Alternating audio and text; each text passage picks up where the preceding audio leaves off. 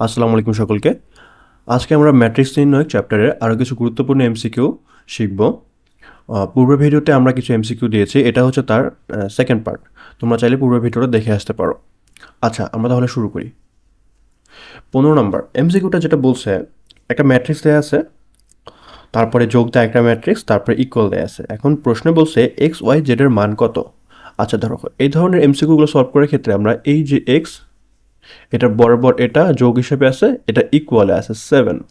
তো আমরা এটাকে এভাবে লিখব যে এক্স প্লাস 7 ইকুয়াল 7। তখন 7টার দিকে গেলে কি হচ্ছে, এক্স ইকুয়াল 0 হয়ে যাচ্ছে। আচ্ছা, পরেরটা দেখি। পরে ওয়াই কোথায় আছে, এই যে ওয়াই এখানে আছে, যোগ হিসেবে আছে 4 এবং ইকুয়ালে আছে কত 8।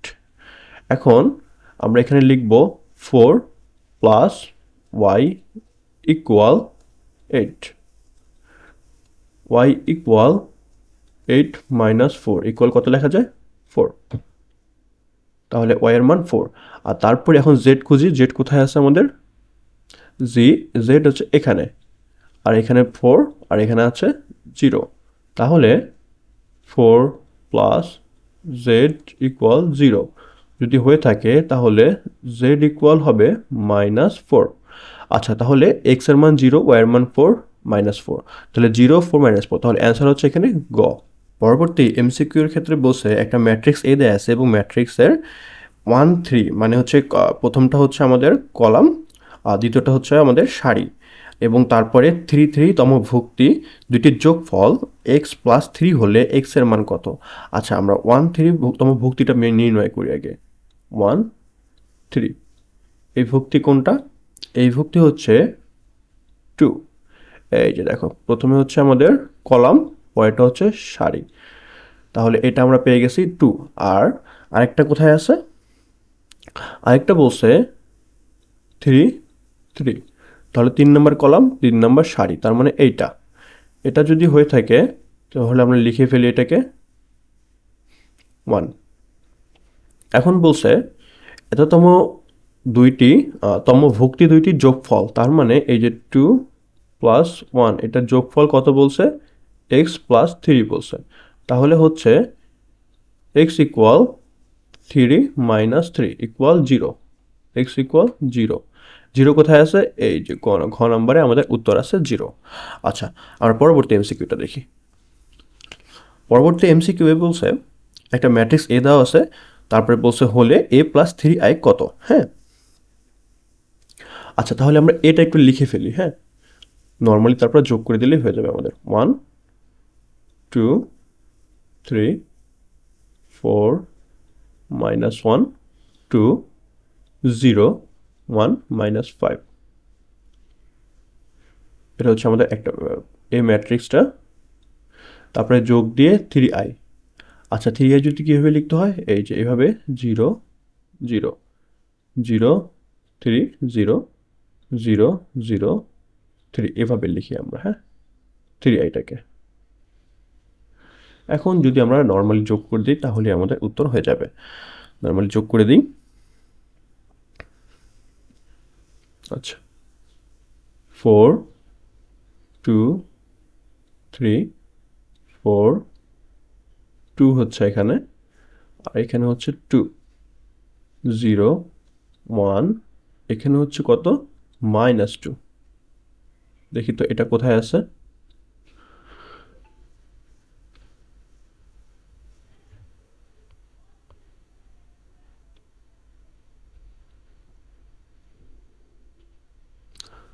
আচ্ছা, এই যে আমরা গ নম্বরটা দেখতে পারতেছি, গ নম্বর উত্তরটা হুবাহু এটার সাথে মিলে যায়, তাহলে বলতে পারি কি আমরা 17-এর অ্যান্সার হচ্ছে গ।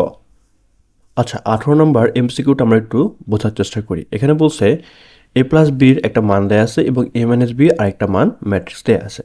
তো আমরা এখানে চাইছে কি, বি এর মানটা চাইছে। খুব ইজিলি আমরা এখান থেকে এটা জাস্ট বিয়োগ দিব, বিয়োগ দিলে আশা করি আমাদের মান বের হয়ে যাবে। আচ্ছা, আমরা দিয়ে দেখি। এম প্লাস বি, এটা থেকে মাইনাস এ মাইনাস বি। এখন এই পাশেও সেমভাবে করব, 2 -3 4 -1। তারপরে এখানেও সেমভাবে 4 5 -2 7, হ্যাঁ। আচ্ছা এই পাশে আমরা কি আমাদের কি হচ্ছে, এ পাশে হচ্ছে a প্লাস বি, এখানে হচ্ছে মাইনাস এ মাইনাস মাইনাস এ প্লাস বি। তাহলে এখানে বিয়োগ করতে হবে না, বিয়োগ চিহ্নটা দিতে ভুলে গেছি। বিয়োগ যদি করি তাহলে এখানে হচ্ছে -2, এখানে হচ্ছে -8, আর তারপরে এখানে হচ্ছে তোমার +6 এবং এখানে হচ্ছে -8। আচ্ছা তারপরে আমরা দেখি এই এ আর এ কাটা, এখানে হচ্ছে 2b, 2b ইকুয়াল, এটা আমরা লিখতে পারি। এখন জাস্ট বি রাখবো, বি রাখলে 2 দিয়ে সম্পূর্ণগুলোকে ভাগ দিয়ে দিতে হবে। যদি ভাগ দিয়ে দিই তাহলে এখানে হচ্ছে -1, এখানে হচ্ছে -4, এখানে হচ্ছে 3, এখানে কত -4, হ্যাঁ। এটাই হচ্ছে আমাদের অ্যান্সার। দেখি তো অ্যান্সারটা কোথায় আছে। এই যে দেখো ক নাম্বারটা দেখো, ক নাম্বারে -1 -4 3 -4 দেয়া অ্যান্সার আছে। তাহলে আমরা বলতে পারি 18 নম্বরের অ্যান্সার হচ্ছে কত, ক নাম্বার। আচ্ছা পরবর্তী এমসিকিউটা আমরা দেখি। পরবর্তী এমসিকিউ এ বলছে দুটি ম্যাট্রিক্স এ ও বি মাত্রা যথাক্রমে পি কিউ এবং এন কিউ হলে এ বি নির্ণয়ের শর্ত কি। আচ্ছা আমরা জানি না যে দুইটা ম্যাট্রিক্স গুণ করার শর্ত কি। দুইটা ম্যাট্রিক্স গুণ করার শর্ত আছে। দুইটা ম্যাট্রিক্স গুণ করার শর্ত হচ্ছে প্রথম যে ম্যাট্রিক্সটা হবে ফার্স্ট ম্যাট্রিক্সের কি হতে হবে, কলামটা, কলাম ইকুয়াল হতে হবে দ্বিতীয় ম্যাট্রিক্সের কি হবে, সারি হবে। এই এই ম্যাপ করে তাহলেই আমরা দুটা ম্যাট্রিক্সের মধ্যে গুণ করতে পারবো। তাহলে এখানে দেখো, এখানে একটা ছিল পি গুণন কিউ এবং আরেকটা ছিল এন গুণন আর। তাহলে আমরা এখানে বলতে পারি প্রথম ম্যাট্রিক্সের কলাম হচ্ছে এই যে কিউ এবং দ্বিতীয় ম্যাট্রিক্সের সারি হচ্ছে এই যে এন। তো এই দুইটা যখন আমাদের সেম হবে তখন আমরা এটা গুণ করতে হবে। তাহলে কিউ ইকুয়াল এন হতে হবে আমাদের, এটা হচ্ছে আমাদের কন্ডিশন। কিউ ইকুয়াল এন কোথায় আছে, এই যে ঘ নাম্বারে দেখো, ঘ নাম্বারটাতে কিউ ইকুয়াল এন আছে। তাহলে বলতে পারি এই অপশনটা ফিল আপ করলে আমরা দুটো ম্যাট্রিক্সের গুণ করার শর্ত ফিল আপ হয়ে যাবে। আচ্ছা 20 নম্বর কোশ্চেনটা আমরা দেখি। 20 নম্বর কোশ্চেন বলছে একটি ম্যাট্রিক্সের মাত্রা 4:5, ম্যাট্রিক্স বি এর মাত্রা 5:4 হলে বি এর মাত্রা কত। আচ্ছা এরটা আমরা একটু দেখি, এরটা লেখা আছে 4 গুণন 5, বি এর লেখা আছে 5 গুণন 4। আচ্ছা তাহলে আমরা যদি বি এ করি তাহলে হচ্ছে আমাদের কোনটা হবে, এই যে 5 হবে এবং এখানের প্রথমটার আমরা জানি কি, প্রথমটার কলাম এবং দ্বিতীয়টার সারি, তাহলে এই দুইটা হয়ে যাচ্ছে, হ্যাঁ। বি এ উল্টো হয়ে যাচ্ছে কিন্তু 5 গুণন 5 হবে। আশা করি তোমরা এগুলো বুঝতে পারছো, এগুলো অনেক সহজ এমসিকিউ, তোমরা আশা করি বুঝতে পারছো।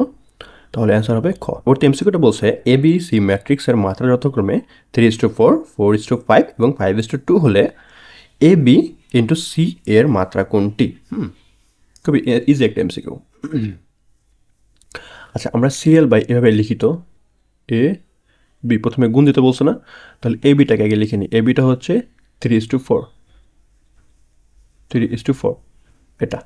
আর বিটা কোনটা, বিটা হচ্ছে 4:5, এটা হ্যাঁ। আর এই যে আর সিটাকে পরে লিখি, তাহলে এখান থেকে আমরা কি পাই, এখান থেকে আমরা এটার মাত্রা আমরা এই 3 আর এই 5 পাই না, এখান থেকে আমরা পাচ্ছি 3:5।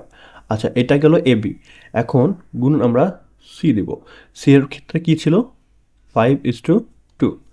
এটা যদি হয়ে থাকে দেখো তাহলে এটার মাত্রা হচ্ছে এই যে 3 আর 2, 3:2। তাহলে আমরা বলতে পারি না যে 21-এর অ্যান্সার হবে খ, 21-এর অ্যান্সারটা হবে খ। তাহলে আমাদের 21 নম্বরটা ডান। আচ্ছা 22 নম্বরটা দেখি। এবিসি ম্যাট্রিক্সগুলো যথাক্রমে 4:3, 3:4 এবং 7:4 হলে বি প্লাস এ ট্রান্সপোজ এবং সি ট্রান্সপোজ ম্যাট্রিক্সের মাত্রা কত। ট্রান্সপোজ করলে উল্টো হয়ে যায়। আমরা যদি এর মাত্রা কত ছিল 4:3, 3, এটাকে যদি আমরা ট্রান্সপোজ করে দিই, একে যদি ট্রান্সপোজ করি তাহলে 3:4 হবে। এটা একটা কথা গেল। সি এর ক্ষেত্রে দেখি, সি এ বলছে কি 7:4 ছিল না, 7:4, তাহলে সিকে যদি আমরা ট্রান্সপোজ করি তাহলে 4:7 হচ্ছে। গুড।